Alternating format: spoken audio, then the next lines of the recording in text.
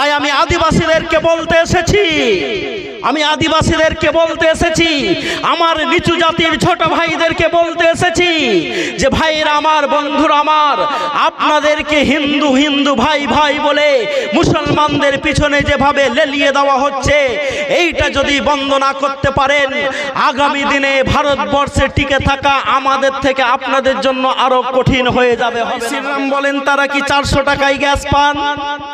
যারা জয় শ্রীরাম বলেন কম পয়সায় ওষুধ পান? যারা জয় শ্রীরাম বলেন তারা 106 টাকার পেট্রোল 40 টাকাতে পান না। আপনাদের কি আজকে কেউ খবর দিয়েছে যে আমার হিন্দু ভাইয়েরা রাজস্থানে একে অপরের সঙ্গে মারামারি মার্ডার করাকরি শুরু করে দিয়েছে খবর দিয়েছে? এই তো অনেকেই জানেন খবরটা, যদিও ন্যাশনাল চ্যানেলে আসেনি। আজকে তারাই মারামারি করছে। আমি তো বড় বড় সভা থেকে বলেছি, হিন্দু মুসলমান ততক্ষণ ভারতে হবে যতক্ষণ মুসলমানরা আছে। মুসলমানরা যদি চুপ হয়ে যায়, ভারতে আর হিন্দু ভাই ভাই থাকবে না। তারা ব্রাহ্মণ, ক্ষত্রিয়, বৈষ্ণব এতে পরিণত হয়ে যাবে।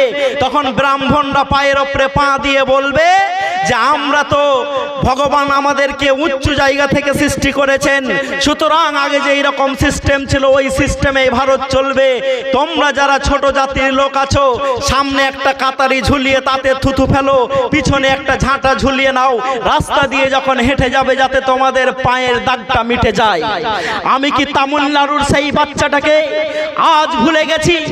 এত তাড়াতাড়ি ভুলে গেছি যেই বড় জাতির ব্রাহ্মণ ছেলেদের সঙ্গে খেলার জন্য একটু ভুল হয়েছিল, মারপিট হয়েছিল, তার হাতটাকে এইরকম ভাবে ব্রাহ্মণের ছেলেরা জোর করে ধরেছে। ধরার পর তলোয়ার দিয়ে দুটো হাতকে কেটে দিয়েছে। কেটে দেওয়ার পর বলেছে যেই হাত দিয়ে ব্রাহ্মণদের উপরে আঘাত করা হয় সেই হাত তার শরীরে আর থাকতে পারে না। তাই আমি আদিবাসীদেরকে বলতে এসেছি, আমার নিচু জাতির ছোট ভাইদেরকে বলতে এসেছি যে ভাইরা আমার, বন্ধুরা আমার, আপনাদেরকে হিন্দু হিন্দু ভাই ভাই বলে মুসলমানদের পিছনে যেভাবে লেলিয়ে দেওয়া হচ্ছে, এইটা যদি বন্ধ না করতে পারেন, আগামী দিনে ভারতবর্ষে টিকে থাকা আমাদের থেকে আপনাদের জন্য আরো কঠিন হয়ে যাবে। হবে না? হবে। কারণ মুসলমানদেরকে তো দবানো যাবে না। মুসলমানরা একমাত্র কাকে ভয় করে? আল্লাহকে।